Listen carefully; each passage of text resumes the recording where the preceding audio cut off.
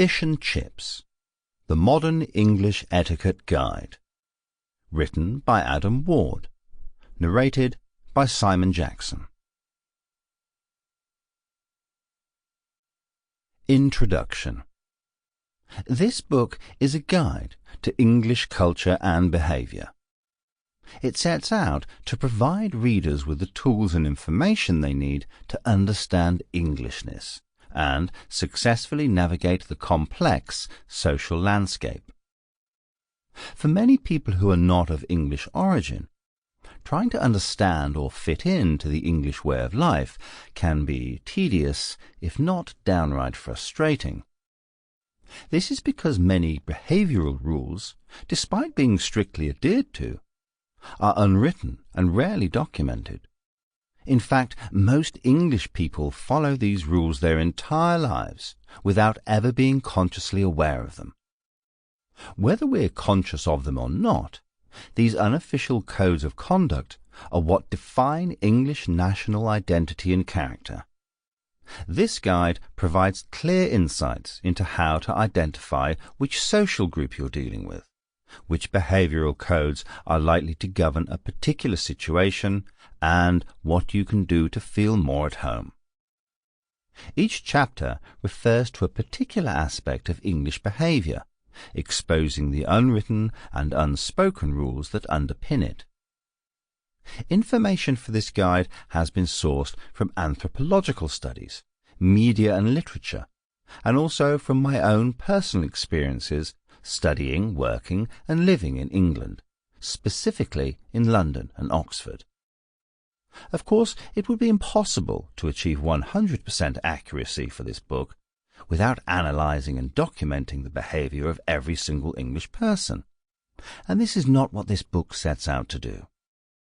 With this in mind, although the information is intended to be as accurate as possible, I apologise if anyone is offended by any of my analyses. That said, many of the situations and stereotypes in this book are well known, and the majority of the English population will concede their general accuracy. As each person and social situation is different, use this as a guide, but let your common sense prevail. Chapter 1. How to start a conversation.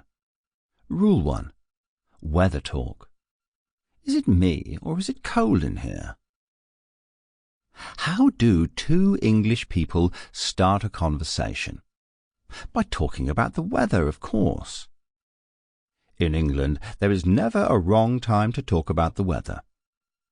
Weather across the country is ever-changing and often utterly dismal, so the topic is always relevant.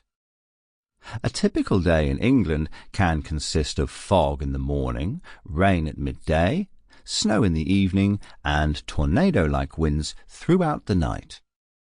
The amount of variance you see within 24 hours makes the English weather as unpredictable as a game of Russian roulette, and a conversation topic that never runs dry. The English aren't renowned for their openness, and it's usually a little uncomfortable starting a conversation with a total stranger.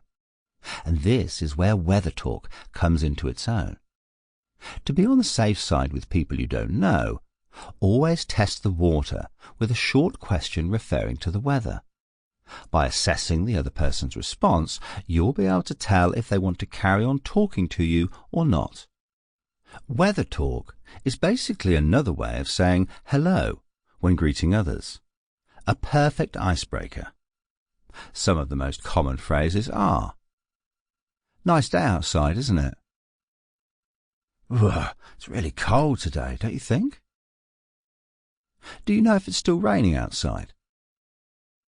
Being a social protocol, English weather talk has strict rules attached.